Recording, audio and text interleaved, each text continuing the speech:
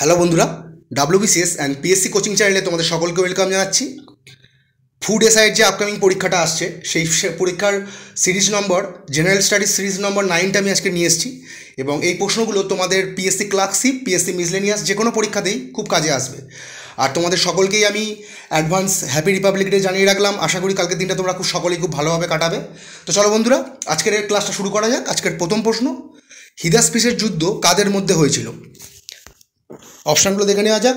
Option 1 Alexander ও Ambi, option 2 Alexander ও পুরু, option 3 Seleucus ও Chandragupta Maurya, option 4 Alexander ও চন্দ্রগুপ্ত মৌর্য। সঠিক উত্তর আলেকজান্ডার ও পুরু। এই সম্বন্ধে একটা নোট দেখে নেওয়া যাক। এই হিদাসপিসের যুদ্ধ 326 খ্রিস্টপূর্বাব্দে ঝিলাম নদীর তীরে এই যুদ্ধ হয়েছিল। তা এই যুদ্ধ ওই জন্য ঝিলামের যুদ্ধ নামেও পরিচিত। তা তোমাদের যদি প্রশ্ন আসে কত সালে হয়েছিল হিদাসপিসের যুদ্ধ, তাহলে হবে 326 খ্রিস্টপূর্বাব্দে। কোন নদীর তীরে হয়েছিল এই প্রশ্নটা আসে, তখন হবে ঝিলাম নদীর তীরে ঝিলাম নদীর তীরে যুদ্ধটা হয়েছিল। কাদের মধ্যে হয়েছিল? আলেকজান্ডার ও পুরু। এবং যদি এরকমও দিয়ে দেয় অনেক সময় ভালো বেশি শক্ত করে, ঝিলাম নদী বর্তমানে কোন রাজ্যে অবস্থিত, তখন তো কাশ্মীর হবে। আর আরেকটা এই সময় তোমায় জানিয়ে রাখি, আমার নোটটা লিখতে ভুলে গেছি আমি। তো আলেকজান্ডারের অম্বি, এই যে অপশানটা দেখছি অম্বিকে ভারতের প্রথম দেশদ্রোহী বলা হয়। কারণ আলেকজান্ডার যখন ভারত আক্রমণ করে তখন এই রাজা অম্বি বিনা যুদ্ধে আত্মসমর্পণ করেছিল। তো তাই জন্যে রাজা অম্বিকে ভারতবর্ষের প্রথম দেশদ্রোহী হিসাবে আখ্যা দেওয়া হয়। তো একটু শক্ত পরীক্ষা, একটু অ্যাডভান্স পরীক্ষায় দেখবে তোমাদের আসবে যে ভারতের প্রথম বিশ্বাসঘাতক কাকে বলা হয়, কোন রাজাকে বলা হয়। তখন সঠিক উত্তর হবে রাজা অম্বি। তো চলো বন্ধুরা, পরের প্রশ্ন, নিম্নলিখিত কোন ঘটনা বুদ্ধের জীবনে কোনো পূর্ণিমাতে ঘটেনি? অপশানগুলো দেখে নেওয়া যাক।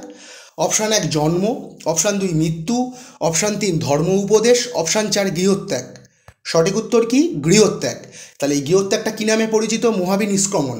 তো এবারে বুদ্ধের জীবনে এই জন্ম বলো, মৃত্যু বলো, ধর্ম উপদেশ বলো, সবকটাই কোনো না কোনো পূর্ণিমার দিন ঘটেছিল। এই কিন্তু গৃহত্যাগ, তিনি যেদিন গৃহত্যাগ করেছিলেন সেদিন কিন্তু কোনো পূর্ণিমা ছিল না। তা ওই জন্য এখানে কোশ্চেনটা আসছে যে বুদ্ধের জীবনের কোন গুরুত্বপূর্ণ ঘটনা কোনো পূর্ণিমাতে সংঘটিত হয়নি, তখন আমি গৃহত্যাগ বা মহানিষ্ক্রমণ। তো চলো নোট দেখে নেওয়া যাক। মৃত্যু, তাহলে বুদ্ধের মৃত্যুটাকে কি বলে? মহাপরিনির্বাণ কাল। আর এটা কোথায় হয়েছিল? কুশীনগর, যেটি বর্তমানে উত্তরপ্রদেশের গোরক্ষপুর জেলায় অবস্থিত। আর ধর্ম উপদেশ সম্বন্ধে কালকে আমি তোমাদের বলে দিয়েছি। তো চলো বন্ধুরা, পরের প্রশ্ন, পৃথিবীর সর্ববৃহৎ ফুলের নাম কি? অপশানগুলো দেখে নেওয়া যাক। Option 1 water lily, option 2 rafflesia, option 3 titan arum, option 4 sunflower. সঠিক উত্তর কী হবে? র্যাপলেশিয়া। তাহলে পৃথিবীর সর্ববৃহৎ ফুল যদি আসে তখন হবে র্যাপলেশিয়া। আর যদি আসে যে ওয়ার্ল্ড টলেস্ট ফ্লাওয়ার, মানে পৃথিবীর লম্বা ফুল কি, সব থেকে লম্বা ফুল কি, তখন হবে টাইটান অ্যাডাম। হতে পারে আমার প্রোনাউন্সিয়েশনগুলো হয়তো জানি না প্রপার হচ্ছে কি না, ওই জন্য আমি স্পেলিংটা দিয়ে রেখেছি, তোমরা দেখে নিও। তাহলে পৃথিবীর সর্ববৃহৎ ফুল হচ্ছে র্যাপলেশিয়া, আর ওয়ার্ল্ড টলেস্ট ফ্লাওয়ার বা সব থেকে লম্বা ফুল কি? Titan Adam. চলো বন্ধুরা, পরের প্রশ্ন, শিমলিপাল জাতীয় উদ্যান কোন রাজ্যে অবস্থিত? অপশানগুলো দেখা যাক। Option 1 Assam, option 2 Odisha, option 3 Kerala, option 4 Tamil Nadu. সঠিক উত্তর ওড়িশা।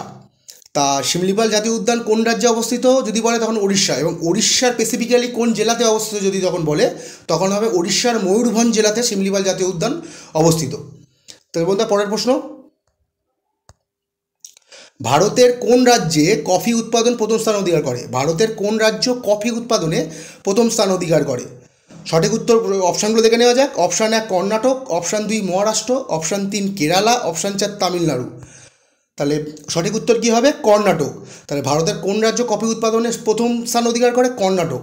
আর কেরালা হচ্ছে কফি উৎপাদনে দ্বিতীয় স্থান অধিকার করে, তামিলনাড়ু তৃতীয় স্থান অধিকার করে, আর অন্ধ্রপ্রদেশ চতুর্থ স্থান অধিকার করে। এগুলো আমার লেখা হয়নি।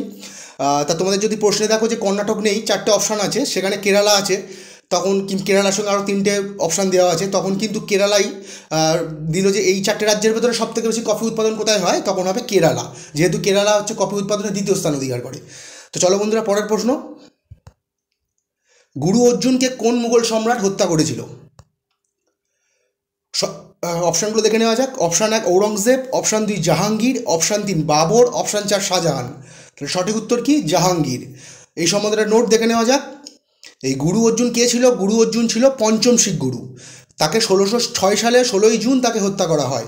কে হত্যা করেছিল? জাহাঙ্গীর। আর ঔরঙ্গজেব কাকে হত্যা করেছিল? ঔরঙ্গজেব হত্যা করেছিল নবম শিখ গুরু তেগ বাহাদুরকে 1675 সালের 24শে নভেম্বর। ঔরঙ্গজেব এই নবম শিখ গুরু তেগ বাহাদুরকে শিরচ্ছেদ করে খুব নিষ্ঠুরভাবে হত্যা করেছিল। তো যদি বলে যে ঔরঙ্গজেব কততম শিখ গুরুকে হত্যা করেছিল? নবম শিখ গুরু তেগ বাহাদুর। আর জাহাঙ্গীর কাকে হত্যা করেছিল? পঞ্চম শিখ গুরু গুরু অর্জুন। চলো বন্ধুরা, পরের প্রশ্ন। নিচের কোন ধাতু উড়োজাহাজ তৈরি করতে ব্যবহৃত হয়? Option 1 chromium, option 2 palladium, option 3 titanium, option 4 কোনোটিই নয়। সঠিক উত্তর টাইটানিয়াম। পরের প্রশ্ন। উড়োজাহাজের উত্থান কোন নীতির ওপর নির্ভর করে? অপশানগুলো দেখে নেওয়া যাক। অপশান 1 মহাকর্ষ সূত্র, অপশান 2 বার্নৌলির নীতি, অপশান 3 টর্রিসেলির তত্ত্ব, অপশান 4 আর্কিমিডিসের নীতি। সঠিক উত্তর কি? বার্নৌলির নীতি। পরের প্রশ্ন। কেঁচোর রেচন অঙ্গের নাম কি? গুরুত্বপূর্ণ প্রশ্ন। Option 1 green gland, option 2 nephridia, option 3 coxal গ্রন্থি, অপশান 4 ফ্লেম কোষ। সঠিক উত্তর কি? নেফ্রিডিয়া। তাহলে এই সম্বন্ধে নোট দেখে নেওয়া যাক। এই নেফ্রিডিয়া আর কোন প্রাণীর রেচন অঙ্গ? জোঁক। তাহলে কেঁচো আর জোঁক দুজনেরই রেচন অঙ্গের নাম কি? নেফ্রিডিয়া। আর এই গ্রিন গ্ল্যান্ড কোন প্রাণীর রেচন অঙ্গ? এটা হচ্ছে চিংড়ির। আর এই যে গ্রিন গ্ল্যান্ড চিংড়ির রেচন অঙ্গ কী? তাহলে গ্রিন গ্ল্যান্ড। আর এটা আরও কী নামে পরিচিত? এটা হচ্ছে আরও অ্যান্টেনাল। এটাকে অ্যান্টেনালও বলা যায়। চিংড়ির রেচন অঙ্গ তোমাদের দিয়ে দিল, দেখলে গ্রিন গ্ল্যান্ড বলে কিছু নেই, অ্যান্টেনাল দিল, তখন হবে অ্যান্টেনাল। এছাড়া শুঙ্গগ্রন্থি, সবুজ গ্রন্থিও বলা হয়। তাহলে চিংড়ির রেচন অঙ্গ কি? গ্রিন গ্ল্যান্ড কিংবা অ্যান্টেনাল কিংবা শুঙ্গগ্রন্থি কিংবা সবুজ গ্রন্থি। আর কক্সাল গ্রন্থি কোন কোন প্রাণীর রেচন অঙ্গ? মাকড়সা ও কাঁকড়া বিছে। মাকড়সা ও কাঁকড়া বিছের রেচন অঙ্গ হচ্ছে কক্সাল গ্রন্থি। আর আমাদের ফিতাক্রিমি আর প্ল্যানেরিয়া এর রেচন অঙ্গ হচ্ছে ফ্লেম কোষ। আমি সবকটাই দিয়ে দিয়েছি, তোমরা দেখে নিও বন্ধুরা, খুবই ইম্পর্টেন্ট। পরের প্রশ্ন। ভারতীয় সংবিধানের খসড়া কমিটি বা ড্রাফটিং কমিটির চেয়ারম্যান কে ছিলেন? অপশানগুলো দেখে নেওয়া যাক। Option 1 B R. Ambedkar, option 2 Rajendra Prasad, option 3 Rajagopalachari, option 4 Jawaharlal Nehru. সঠিক উত্তর ডক্টর বি.আর. আম্বেদকর। পরের প্রশ্ন। স্বাধীন ভারতে ভাষার ভিত্তিতে গঠিত প্রথম রাজ্যের নাম কি?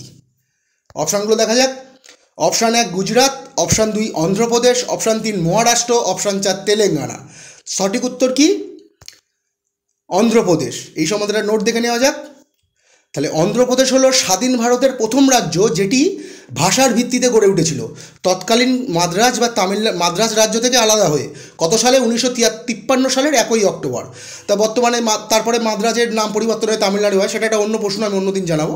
তাহলে ভাষার ভিত্তিতে যদি বলে প্রথম রাজ্য কি, সেটা হবে অন্ধ্রপ্রদেশ।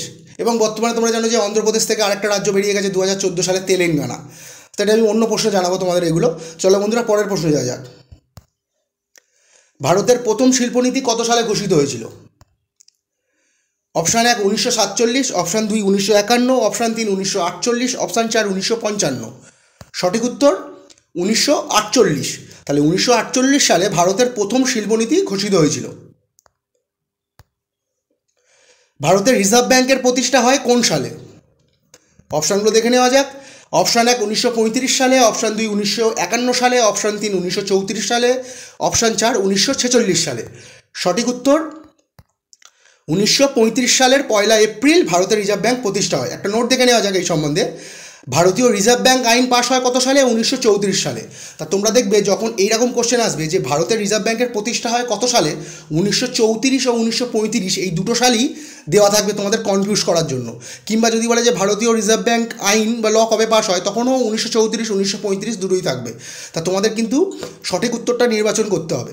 তাহলে রিজার্ভ ব্যাংকের প্রতিষ্ঠা হয় কোন সালে? 1935 সালে। আর রিজার্ভ ব্যাংক আইন পাস হয় কোন সালে? 1934 সালে। চলো বন্ধুরা, পরের প্রশ্ন। ন্যাটোর সদর দপ্তর কোথায় অবস্থিত? অপশানগুলো দেখে নেওয়া যাক। Option 1 Brussels, option 2 Geneva, option 3 new York, option 4 Budapest. সঠিক উত্তর হবে ব্রাসেলস, বেলজিয়াম। তার ন্যাটোর সদর দপ্তর কোথায় অবস্থিত? Brussels, Belgium. বেলজিয়ামের রাজধানীও ব্রাসেলস। এটা নোট দেখে নেওয়া যাক এই সম্বন্ধে। এই ন্যাটোর ফুল ফর্ম যদি আসে তখন কী হবে? North Atlantic treaty organization. এই ন্যাটোর ফুল ফর্ম। এটা কবে প্রতিষ্ঠা হয়েছিল? 4ই এপ্রিল 1949 সালে। ন্যাটোর প্রতিষ্ঠা দিবস তাহলে কবে যদি আসে কী হবে? 4ই এপ্রিল 1949। আর এর বর্তমান যে হেড তার নাম কি? Jens Stoltenberg. স্টোলটেনবার্গ। জানি না আমার প্রোনাউন্সিয়েশনটা ঠিক হলো কিনা, আমি স্পেলিংটা প্রপারলি দিয়ে দিয়েছি, তোমরা দেখে নিও। তার ন্যাটোর সদর দপ্তর কোথায় অবস্থিত? Brussels, Belgium. ন্যাটোর ফুল ফর্ম কি? North Atlantic treaty organization. কত সালে ন্যাটো প্রতিষ্ঠা হয়েছিল? 4ই এপ্রিল 1949 সালে। এর বর্তমান হেডকে জেন্স স্টোলটেনবার্গ। চলো বন্ধুরা, পরের প্রশ্ন। লাকবক্স নামে কাকে ডাকা হতো? অপশানগুলো দেখে নেওয়া যাক। Qutubuddin Aibak, option 2 Iltutmish, option 3 Alauddin Khalji, option 4 Akbar. তো সঠিক উত্তর কী হবে? কুতুবুদ্দিন আইবক। তার লাকবক্স নামে কাকে ডাকা হতো? কুতুবুদ্দিন আইবক। তো চলো বন্ধুরা, আজকের এই পর্যন্ত। খুব তাড়াতাড়ি আমি food SI general studies series number 10টা নিয়ে আসছি। তো দেখা হবে তোমাদের সাথে। Good night.